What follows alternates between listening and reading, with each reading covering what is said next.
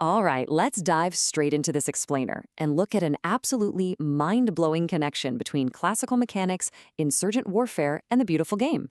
We're going to unpack some really fascinating research from the Munich Personal Repick Archive that proves, without a doubt, there is a hidden mathematical code running just beneath the surface of European soccer.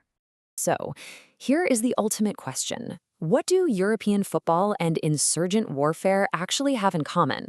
I know, it sounds like the setup to a bizarre joke, but it's a genuine question that should immediately grab the attention of the Freakonomics detective in all of us. How on earth does the statistical DNA of human conflict map perfectly onto a football pitch? To really wrap our heads around this, we've got to look at a core idea from the researchers. They point out that sports are, arguably, stylized combat, complete with victors and the vanquished. Think about it. Because sports are ultimately just competition without the killing, their underlying mechanics undeniably mimic the mechanics of war. But here is the massive advantage for statisticians. The records of sporting events, unlike the absolute chaos of a war zone, are perfectly accurate, completely standardized, and completely ready to be analyzed. Section 1. Uncovering the power law. Let's take a look at the raw win-loss tables and see if we can spot the patterns. Okay, check out the English Premier League for the 2011 to 2012 season. The green squares represent wins, yellow are draws, and red are losses. Spot the pattern here? Notice that incredibly heavy visual clustering of the green squares right at the top? Teams like Manchester City and Manchester United absolutely dominate those top ranks with a massive concentration of victories, while the bottom of the table is basically just flooded with red. And we see this exact same predictable concentration of wins happening in the Spanish La Liga during that very same season. You see that familiar sea of green up top with Real Madrid, who, by the way, secured a wild 100 points, and FC Barcelona sitting right behind them. It's an undeniable visual pattern across these leagues. But what's the actual strict mathematical rule driving this whole shebang? Section 2, the math of competitiveness. Now we're getting into the underlying statistical physics governing these season outcomes. So, the secret behind all that clustering? It's called a power law. In simple terms, it's a mathematical rule where the frequency of something drops off at a really predictable, curving rate based on size or rank. Just like researchers found that the frequency of insurgent attacks decreases based on their size to the power of 2.5, this paper shows that a football club's points decrease mathematically based on their rank in the exact same way. It isn't just random luck, it's a deeply predictable curve. To actually measure this curve across different leagues, the researchers borrowed a concept from classical mechanics called Shannon entropy.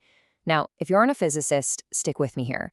Translated into simple terms for our explainer, Shannon entropy is strictly used here as a measure of competitive balance or uncertainty within a league. Basically, it tells us exactly how predictable the outcome of a season really is. Let's look at the two extremes to make this crystal clear. On the left side, we have a completely predictable league where the favorites just always win. That's a low entropy environment. Boring, right? Now, on the right, we have maximum entropy. This represents pure chaos, total randomness, and constant upsets. The researchers note that in a maximum entropy league, an underdog is highly likely to win, meaning the upset probability sits right around 0.5. So, the higher the entropy, the more parity and true competitiveness you have. Section 3, Europe's most competitive leagues.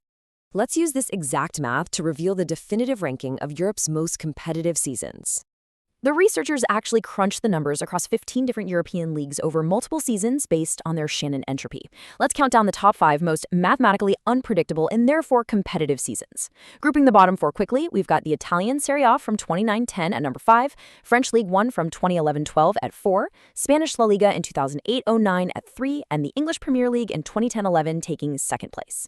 And the number 1 most mathematically competitive season, it goes to the French League 1 in 2010-11.